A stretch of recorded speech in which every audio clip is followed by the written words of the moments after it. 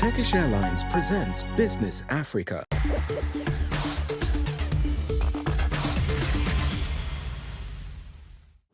Hello and welcome to this new edition of Business Africa. I am Yasmina Alabasire. Here are the top stories. Africa is disproportionately affected by climate change, while the cost of adaptation remains high and funds to adapt difficult to access.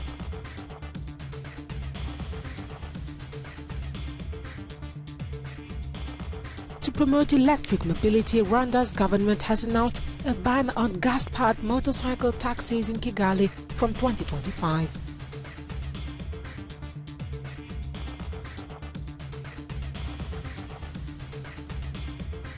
In partnership with Japan, Uganda has rolled out the production of upland organic rice varieties to protect wetlands.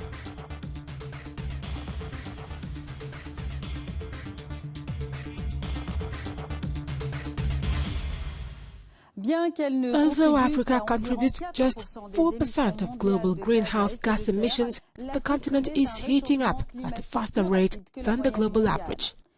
This significantly impacts the GDPs and budgets of African countries and gravely affects the economy and food security on the continent.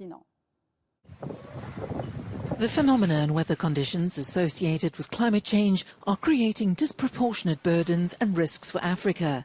Climate disasters such as droughts, floods and cyclones are multiplying, leading to massive population displacements and considerable economic losses. African countries lose an average of 2 to 5% of their GDP each year due to extreme weather events. A significant portion, up to 9% of some national budgets, is dedicated to combating these phenomena. The World Meteorological Organization estimates that the cost of climate adaptation in sub-Saharan Africa could reach as high as $30 to $50 billion a year over the next decade, equivalent to 2 to 3% of the regional GDP.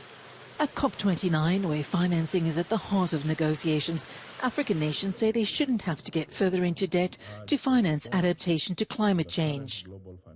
African negotiators have put forward specific demands, including annual funding of around $1.3 trillion to help emerging countries cope with the impacts of climate change while meeting the Paris Agreement objectives.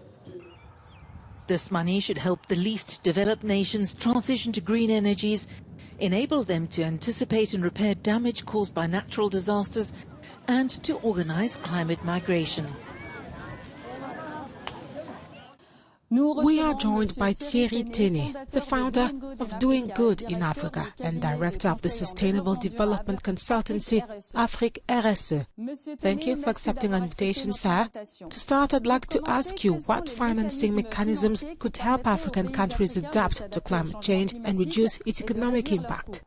At present, we have the International Monetary Fund that has set up this mechanism, which more than 10 countries have already subscribed to. This is what we call the Resilience or Sustainability Facility. It is a very important mechanism that has been set up, and today several African countries have already requested it. The idea is to support African countries in their ecological transition. For years, it has been said that nearly 100 billion is needed for developing countries. We can clearly see that that is taking too long. There is an adjustment mechanism linked to this. It is the Clean Development Mechanism, where precisely African countries can have financing from developed countries that have historical responsibility for climate damage. We also have a tool that some African countries have already used. This is what we call the Green Climate Fund. You'd concede that these are insufficient. So why haven't African countries successfully adopted a common policy to deal with polluting countries? The countries, the so-called Annex I countries, the developed countries, have already acknowledged, and have done so for several years, that they are the main culprits of climate change from a historical point of view. Today, however, several continents, including one of the most important, Africa, are suffering the consequences of climate change. So in legal terms, there is probably a way to force these countries, these developed countries, to answer for their historical responsibility. This would probably shift the debate on voluntary action. It's clear that countries are not taking voluntary action. At the African level, the various states already need to coordinate to analyze the most pragmatic At the African level, the various states already need to coordinate to analyze the most pragmatic levers and tools to be able to obtain funds. And on the other hand, think about shifting the negotiation cursor to the legal part now. Lastly, how can African countries collaborate to strengthen their resilience to climate change?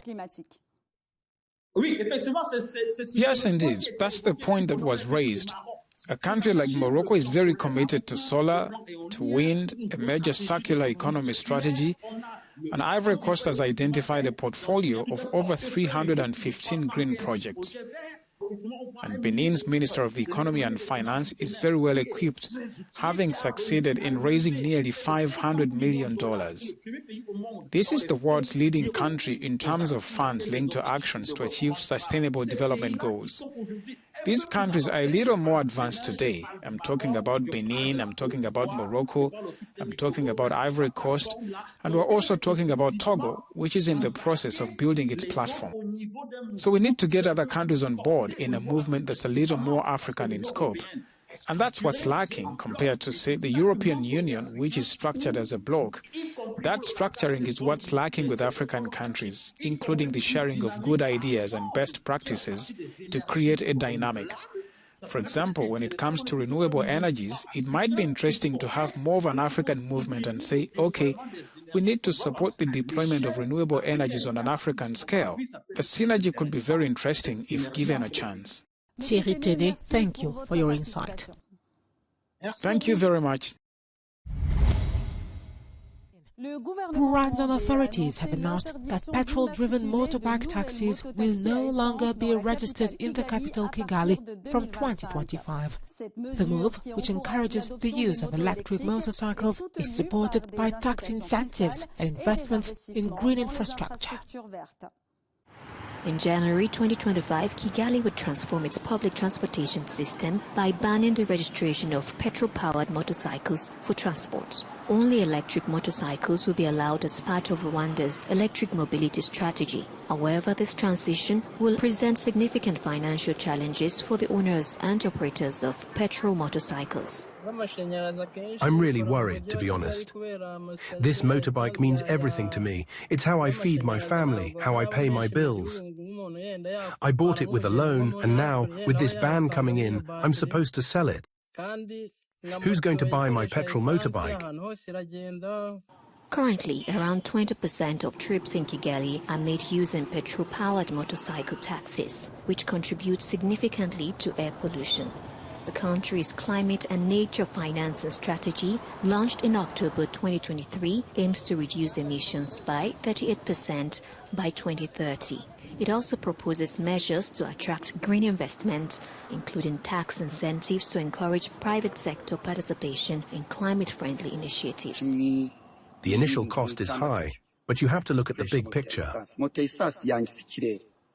Petrol is expensive, and every day it feels like we're losing money just by filling up our tanks. Currently, Rwanda spends 23 billion Rwandan francs on fuel imports, while electric motorcycles would only require 14 billion Rwandan francs on electricity, which is locally produced. My name is Diana Iriza in Kigali, Rwanda, for Africanews. In Uganda, a new initiative aims to protect wetlands by introducing eco-friendly rice varieties grown in the highlands. In partnership with Japan, Uganda's National Agricultural Research Organization is developing high-yielding varieties. Ugandan and Japanese scientists have started releasing drought-tolerant rice varieties grown in dry land. Most rice in Uganda is farmed in swampy areas, but the government is discouraging agriculture in wetlands. The key characteristic of these varieties are that they need less water for this production cycle, and they fit in our normal cropping pattern of 2.5 rains. So their maturity period vary from 95 to 120 days. The seeds are sown directly in the field, eliminating time-consuming nursery bed preparations and transplanting of seedlings. These are some of the rice varieties that have been developed and known to thrive well in upland areas. Scientists here say the species are high-yielding and less labor-intensive, making them more economically viable for farmers. The ban on rice growing in wetlands has affected many farmers who now have to adapt to farming in areas with less moisture. The country has lost over 30% of its wetlands in the last 2 decades, most of it to agriculture.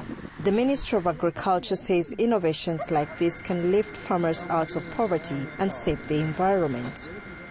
We believe at MAIF that technical assistance and knowledge transfer will assist us to sustain the developments in the agriculture sector. Most of the rice consumed in Uganda is imported to meet the growing demand. The scientists now say the sustainable growing of rice in uplands will boost production and help meet demand for local consumption. That wraps this edition. Thank you for joining us.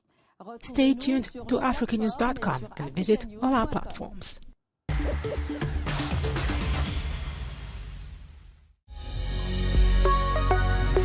Business Africa was presented by Turkish Airlines.